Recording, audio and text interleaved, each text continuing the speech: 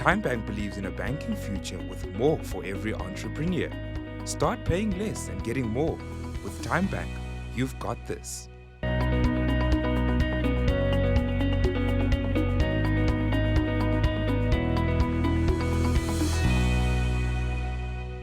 The impact of a digital transformation on SMEs is undeniable.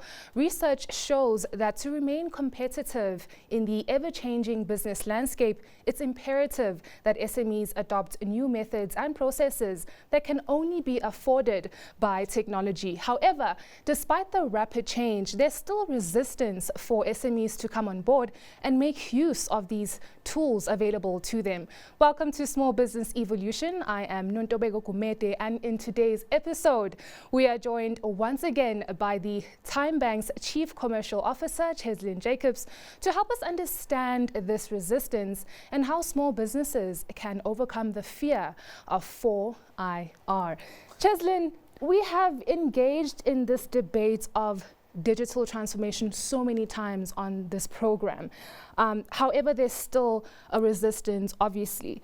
And you see some business owners who are either in the mining sector or agricultural sector seeing the importance of investing in heavy equipment and machinery, cutting-edge technology to make the processes better. But they are a bit stingy when it comes to having an actual budget for digital marketing. And I also looked at some research done by David Mahlangu from the University of Johannesburg, and he actually outlines the struggles of digitalization in the education sector as well. And he highlighted, it's due to inequality, lack of skills as well. So my question to you is, are we not placing huge pressure on small businesses or businesses at large to sort of get it and implement this digital transformation into their business models and completely disregarding the challenges that they are facing? Nontobeko, I think it's a fascinating question, and I think it presents fascinating challenges for both business owners and for consumers alike. I think the important thing for business owners to consider, though, is the rate at which their customers are digitizing. And at the end of the day, as a business, you are only successful based on how many customers you are serving. And the faster consumers or end users of your services or product digitize, I think they will levy that expectation onto businesses. So I think there is maybe a lens that says, as industry, as associations or regulators, there is potential some pressure on businesses to digitize. But I think at the end of the day, consumers will dictate at which pace they expect businesses to digitize. The more you and I are adopting digital services, I think the more you and I will expect businesses we interact with or choose to engage with to also adopt those digital services. So I think the biggest thing for businesses is to understand what their consumer needs are, how those consumer needs are evolving, and what tool sets exist to help them meet those needs, right? And I think that's going to be the biggest or the most important factor in this journey, is the rate at which consumers are digitizing. I like how you placed consumers right at the forefront, because obviously businesses are catering to them, so they have to steer the wheel in a certain way. And let us zone into industries just a bit more as well, because the current digital winners right now are in ICT, media, finance. Can you just give us your perspective on the industries that are least digitalized right now and why? So I think it's a mixed bag across the. I think you've mentioned the ones that are accelerating. It's interesting. I work for a bank, and for Tyme Bank specifically, and we often refer to as a digital bank. But if one looks at industries using artificial intelligence, the latest buzz thing is financial services, and specifically banking's bottom of the list in terms of adopting artificial intelligence, right? So I think it's, again, back to consumer needs and what those consumer needs are. But also, even as businesses, I think what businesses often find hard to do is to change from where they have been operating based on how much investment they've already made into that, and then suddenly getting rid of all of that existing investment and then suddenly investing in something completely new. And it's always very difficult, I think, to build those business cases. I think where there's going to become logistics, for example. I think there's massive opportunity to digitize logistics. I think we're starting to see that already.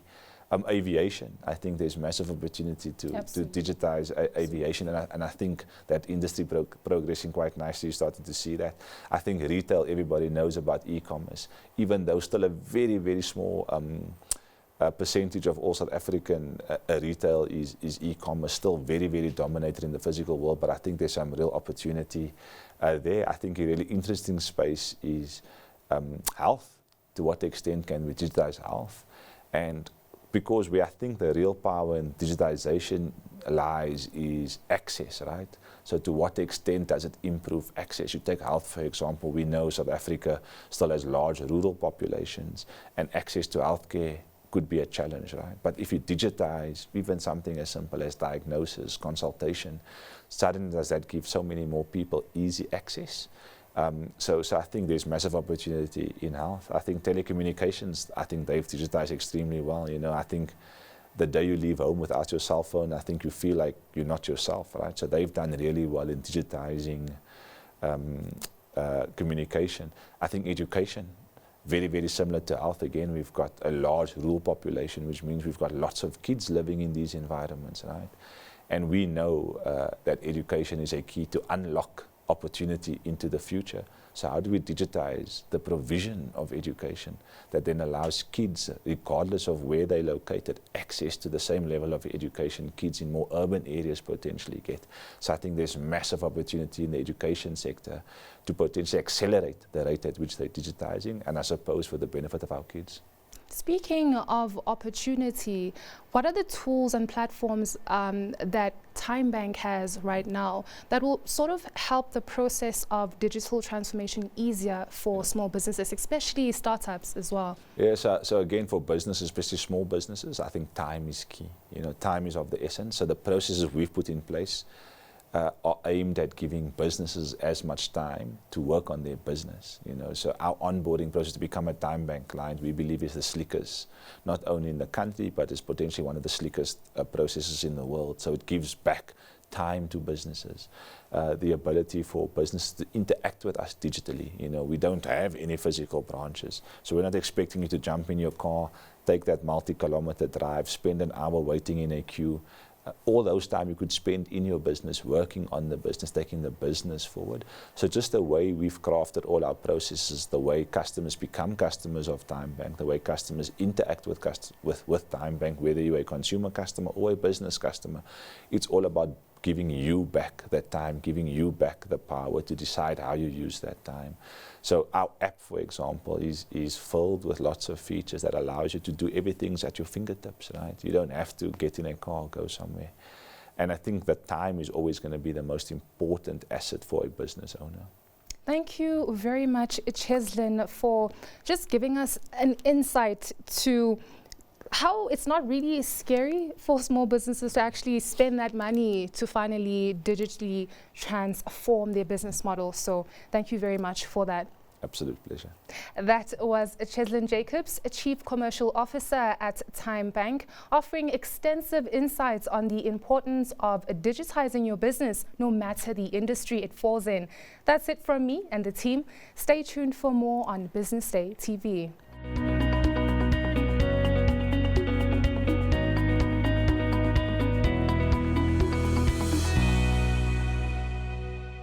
Tyme Bank believes in a banking future with more for every entrepreneur. Start paying less and getting more. With Tyme Bank, you've got this.